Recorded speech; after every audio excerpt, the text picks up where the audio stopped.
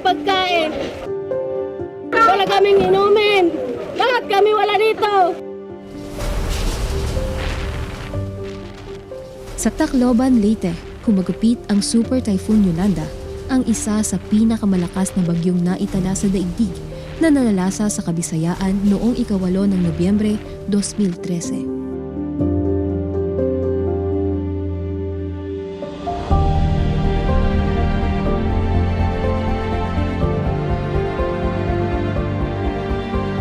Umakyat po kami sa may bandang canopy ng harap ng kapilya po at kami po ay nakatingin sa baba.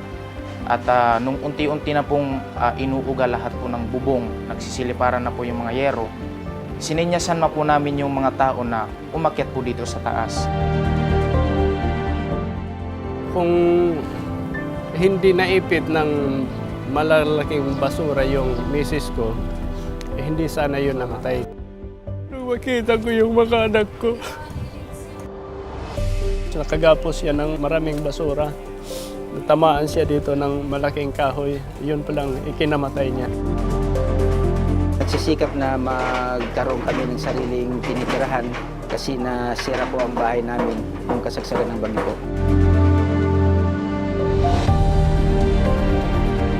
Ito na po yung ginagamit naming mga bangka na frigidaire na nakukuha namin sa basura. Kaya ginamit na namin ito para makapalaot lang po kami. Sa unang pagsamba po na pagkatapos lamang ng bagyong Yolanda, sa madaling araw na yun ay sinikap namin magising ng maaga. Walang elektrisidad at ang kapilya ho natin sa lokal ng Tacloban ay napapalibot ng mga basura. Inawid po namin yung kilometrong nilalakad ng mga kapatid. Makasamba lang po. Makalipas ang 10 taon, alamin natin kung paano sila nakabangon mula sa hagupit at pinsalang dulot ng bagyong Yolanda.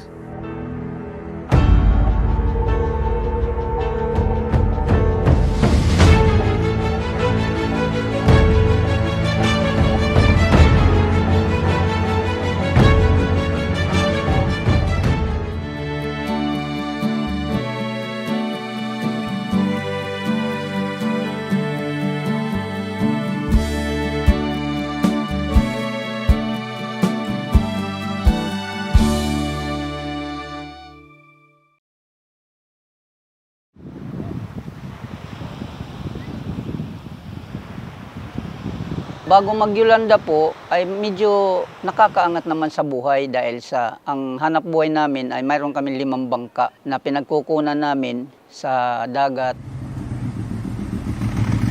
Bago po mag-2013 nang mag-Yolanda, ako po ay tricycle driver. Noon po, mayroon po akong mga hanap buhay. Ginagawa ko noon, nagbabay and sell po ako ng mga cosmetics at yung kakanin. Noong mangyari ang Yolanda, ako'y isang kawani sa Universidad ng Pilipinas sa Tacloban College bilang isang administrative staff. Ang pinagkakabalahan ko, ang pagtupad ng tungkulin at ang iba pang mga gampanin sa lokal. 10 years ago po, ako po ay graduating student po sa isang universidad dito po sa Leyte po. Noong panahon po yun, ako po ay may tungkulin sa Samahang Scan International at binata pa po ako noon. Hanggang sa tumawid ang Super Typhoon Yolanda sa Kabisayaan. Nagdulot ng malawakang pagkawasak at pinsala sa mga pulo ng Leyte at Samar, kung saan labis na napinsala ang mga lungsod at bayan. Naiulat ang malawakang pagkawasak at pinsala, pagkawala ng kuryente, pagguho ng lupa, at mabilisang pagbaha. At ang kalunos-lunos na pagkasawi ng tinatayang hindi bababa sa 10,000 katao sa lungsod pa lamang ng Tacloban. Sariwang-sariwa pa rin sa aking isip. Wala talagang natira. Lahat na kabuhayan namin nawala. Bahay, lahat ng mga gamit sa bahay, wala talaga. Ang pinakamatindi nun, namatay yung 2 kong anak, ang aking asawa. Nung makaahon na po ako, gumapang ako papuntang police station. Doon kami nagkapansinan na ni Ka Anton. Inag-iyakan kami dahil sabi niya, wala na rin yung pamilya ko. Ako rin. Sabi ni Ka Anton, manalangin tayo. Nanalangin kami doon. Sinabi ng anak ko na may nagsabi na buhay si mama. Ayan, lumuhod ako sa Diyos. Salamat po. Salamat po. Ang sumagi sa isip ko na mamamatay na po siguro kami nung pagkakataong yun. Dahil yung tubig kasama po yung mga barko na nakaangkla naman po, pero dahil sa sobrang lakas po ng daluyong ay naanod po hanggang dito sa may pangpang. Ang sumagi naman po sa isip namin nung pagkakataong yun na kung hanggang doon na lang ang aming buhay, ipinagpasalamat namin sa Diyos yun. Kasi nagkaroon ng kabuluhan ang aming buhay dahil naging iglesia kami ni Kristo. Hindi rin nila nalimot na ang unang dumamay at nagpadala ng tulong sa kanila ay ang pamamahala ng Iglesia ni Kristo sa pamamagitan ng iba't ibang proyektong inulunsad upang dagliang madamayan at matugunan ang pangangailangan ng mga nasalanta ng Yolanda, kaanib man o hindi sa Iglesia ni Kristo. Lahat po dito natulungan. Yung iglesia yung first na nagbigay po ng relief goods dito. Maraming salamat po sa binigay nyo na tulong. Ito, malaking tulong ito. Kahit hindi kami iglesia, malaki rin tulong itong ginawa niyo para sa amin. Kahapon, sabi ng nangunguna kahapon sa lingap ay dalhin ninyo lahat yung makakayanan ninyo.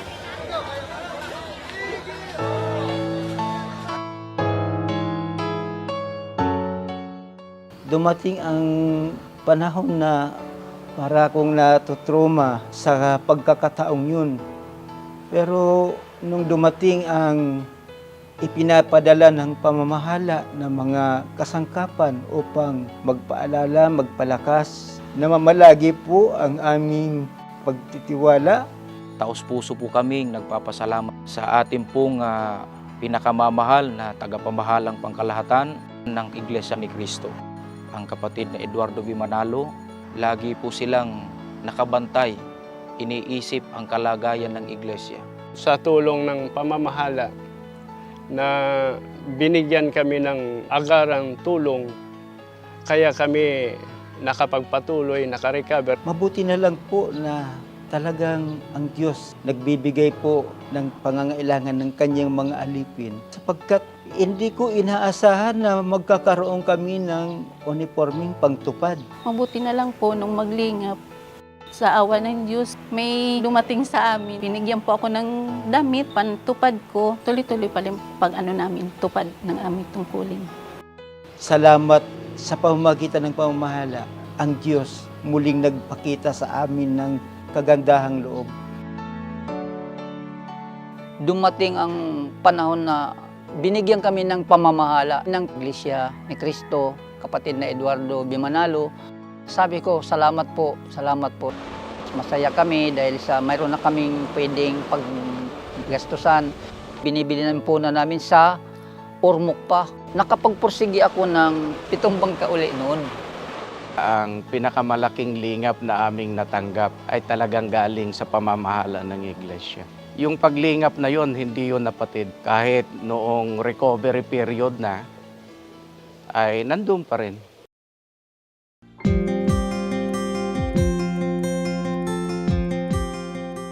Natitipon kayo ngayon para sa isang walk for a cause na naglalayong paigtingin ang pagtulong natin sa mga nasalanta ng Bagyong Yolanda. Ang pondo na malilikom nito ay gagamiting karagdagang panustos sa mga proyekto ukol sa pagtulong sa mga kapatid at sa mga kababayan natin sa kanilang muling pagbangon mula sa kasalukuyan nilang kalagayan.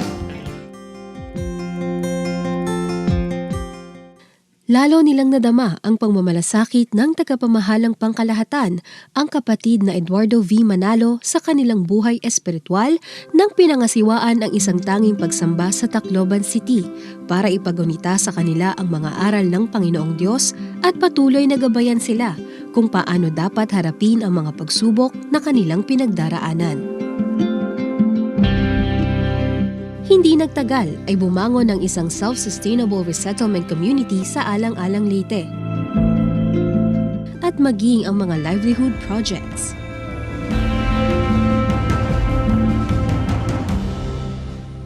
Sariwa pa rin sa kanilang alaala nang muling dumalaw ang kapatid na Eduardo V. Manalo upang maitalaga sa Panginoong Diyos ang gusaling sambahan, na doon nila tatanggapin ang pangakong diringgin ang kanilang mga panalangin. Nitong mga nakaraang araw nga lang po ay nilingap na rin po uli ang mga biktima ng Yolanda doon po sa resettlement area ng Iglesia ni Cristo sa New Era, Alang-Alang, Leyte. Ang mga kababayan po natin at mga kapatid ay parihong tumanggap ng paglingap na malaking tulong na rin po sa buhay na ito, sa hirap ngayon na hinaharap ng mga tao.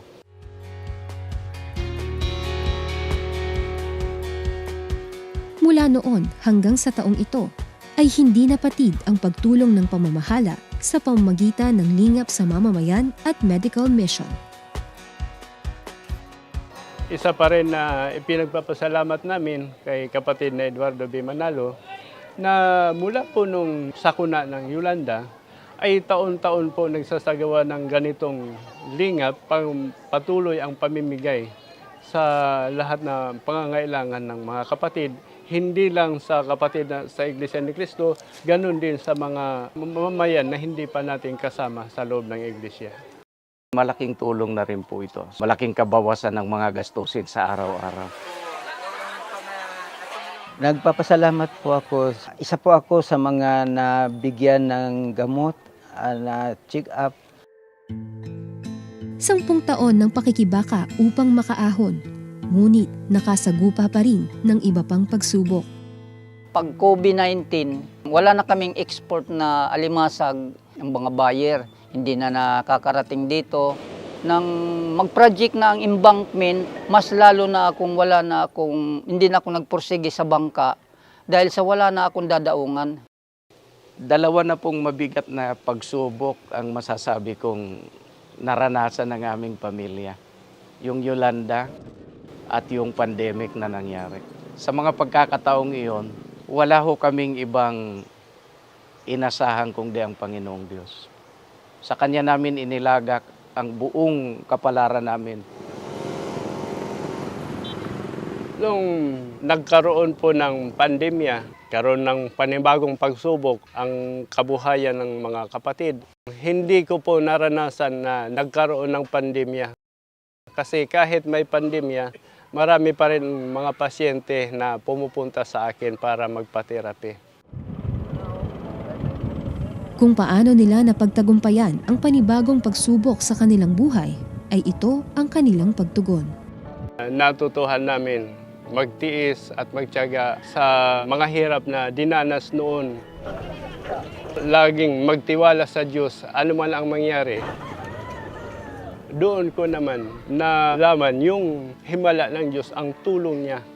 Kahit andyan pa yung mga alalahanin, mga kalungkutan, pero lalo pa rin tumitibay dahil sa mga aral ng Diyos na laging ipinaalala sa amin. O ang pananampalataya ko ngayon mula nung Yolanda, mas lalong tumatag at tumibay. Patanda na ako, lalo pa akong humigpit sa panghawak ng tungkulin, pananampalataya. Pangalagaan ko yung sambahayan ko, na diyan na lang ako masaya sa paglilingkod. Noon pa naman po ay itinuro na po sa ating lahat ang kahalagahan po ng panalangin. Ay tawala po natin lahat sa Panginoong Diyos. Ano man ang ating pinapangarap sa buhay na ito, sa Kanya po natin hinihingi lamang po yun sa panalangin. Kahit anong mangyari sa buhay na ito, Masaya man, mahirap man, Diyos pa rin dapat ang ating inaasahan. Ano't ano man po ang mangyari, alam namin na hindi po kami pababayaan ng ating Panginoong Diyos. Pinalitan ng Diyos ang mga nawala. At kung babalikan ang nakalipas na 10 taon, ay maikukumpara ang malaking pagbabago sa kanilang buhay.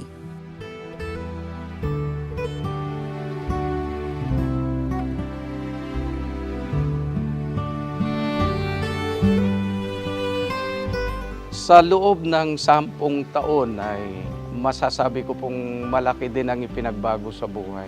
Una, yung mga anak ko ay nakapagtapos sa pag-aaral. At sa tungkulin naman po, lalo na pinagpala naman po tayo, humawak ng karagdagang gampanin sa loob ng Iglesia ni Cristo na ngayon nga po ay katuwang bilang Pangulong Diakono po dito sa lokal. Ako'y kawani o staff sa Universidad ng Pilipinas. Ako din po ay engaged sa mga consultancy services. Una-una, pinasasalamatan ko ang Diyos. Kahit mayroong kaming mga tiisin, pagsubok, biniyaya niya po sa amin ang kapayapaan at namamalagi po ang aming magandang pagtitinghinan. Lagi kong ipinapaalala, ang Diyos ang lagi nating sandalan. Papasalamat po ako na marami sa Diyos dahil nung matapos yung dilubyo na naranasan ko po, tuloy-tuloy pa rin yung pagtupad ng aming tungkulin. At buo ang pamilya namin. Nandiyan pa rin yung biyaya na binibigay ng Diyos sa akin. Tuloy-tuloy pa rin. Ang 7 bangka ko, ibininta ko na. Tapos, nag-produce naman ako ng e-trike. Tapos may tindahan na akong konti diyan sa Rizal Store. Payapa po ang buhay ko ngayon. 10 years after Yolanda po, marami pong pagbabago. Noon po ay binata pa po ako, pero ngayon po ay pinagkalooban po ako ng Panginoong Diyos ng isang butihing may bahay. At pinagkalooban din po kami ngayon ng isang anak po. Kung noon po, ako po ay kasama ng mga kapatid sa kapulungan. Ngayon po ay isa na po akong ministerial worker po sa Iglesia ni Cristo. Pinagkatiwalaan po na mga siwa po ng isang lokal dito po sa aming pong distrito. Hiniling ko lang po sa ating Panginoong Diyos na pagkalooban lang po ako ng anak.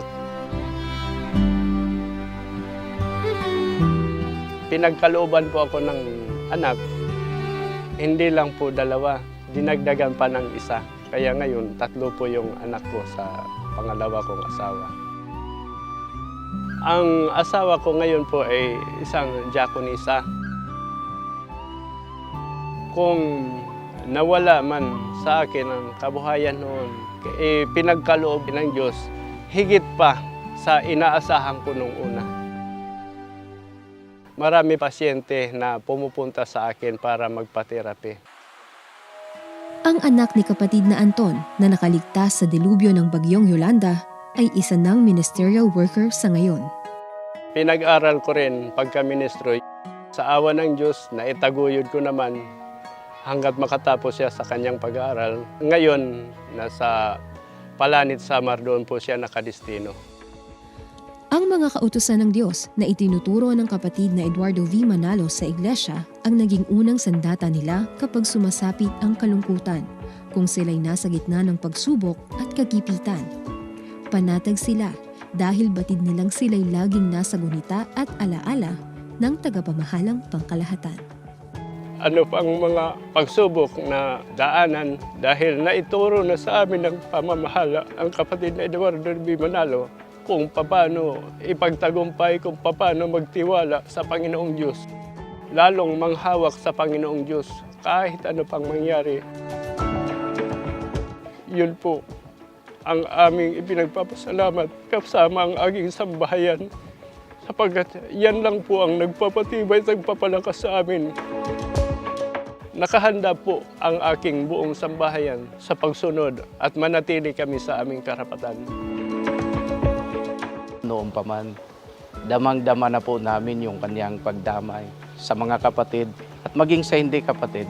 Ang lagi nga namin na ipapanalangin ay anong maisusukli sa pamamahala, sa kanilang maalab na pagmamahal, pag-ibig at pagmamalasakit sa iglesia. Ang maisusukli na lang po namin sa pamamahala, walang iba kundi yung magtapat, ituwid yung buhay, gawin ang lahat na nararapat para sa Diyos.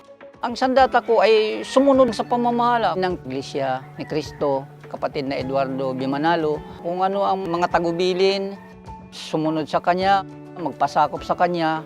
Doon ako, masaya na ako doon eh. Sunod tayo ng sunod para may guide ang buhay mo. Dahil ang goal natin, yung kaligtasan. Napabuti po, sobra pa po. Hindi ako nagkakapos sa buhay, hindi naman sobra, hindi naman ako kulang.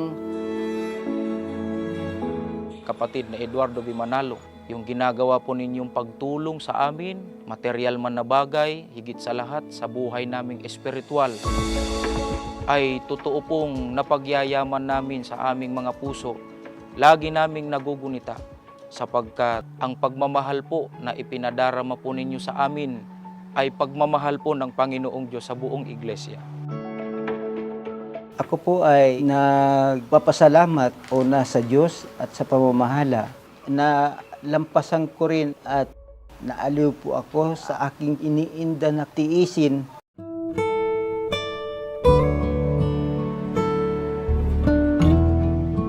Sampung taon makalipas ang bagyong Yolanda. Ang mga bagay na nawala ay ibinalik ng Diyos ng higit pa sa kanilang mga hiniling.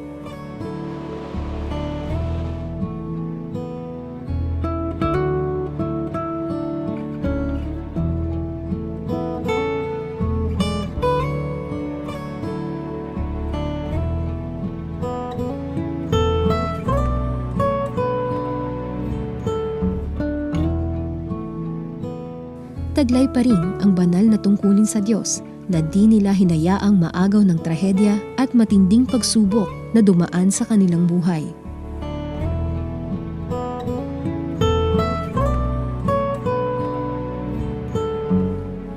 At kung sakali mang dumating muli ang panibagong suliranin na susubok sa kanilang katatagan, ay ito ang kanilang paninindigan. Pinaninindigan ko po na anuman ang mangyari, anuman mga sakuna, aakayin ko pa rin ang aking sambahayan. Sama-sama kaming maglilingkod hanggat dumating ang araw ng kawakasan. Patuloy pa kami sa mga paglilingkod.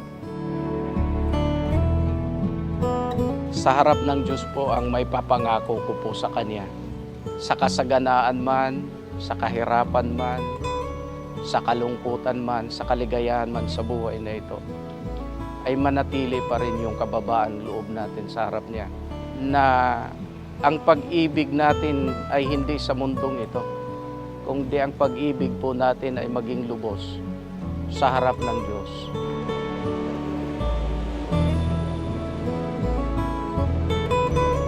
Nangako ako sa Diyos na yung buhay kong binigay sa akin mula noong mabingit kami sa kamatayan, mas gagamitin ko sa paglilingkod sa Diyos. Mula noon hanggang ngayon, mas lalo pang tumibay ang pananampalataya ko. Hindi ko napapansinin yung kahit ano pang dumating na mga pagsubok sa buhay. Dito na ako hanggang sa kamatayan. Ang paninindigan ko, kahit anumang dumating na pagsubok sa aming buhay, tuloy pa rin po. Hindi po kami nawawalan ng pag-asa. Nananalangin po kami sa Diyos. Nagkaroon pa ako ng pag-asa sapagkat lalo na po kung naririnig ko sa panahon ng pag-aaral, sa panahon ng pagsamba, doon po tumitibay ang aking loob. Salamat sa ating Panginoong Diyos. Marami na rin po kaming hirap na pinagdaanan. Sa mga mahihirap na sitwasyon, pinapanday ang aming katatagan. Nabubuo at tumitibay ang aming pag-asa. Lalong lumalakas po ang aming loob. Napatutunayan namin sa mga pagkakataong yun na mahal tayo ng Diyos. Buhay ang Diyos ng Iglesia ni Cristo. Nariyan siya lagi. Yung pangako ng Diyos na kapag inabot ng matinding uhaw ang kanyang bayan, ang Diyos, siya na mismo ang gagawa po ng paraan para tayo po ay makaahon, makapagpatuloy tayo sa paglilingkod sa Kanya.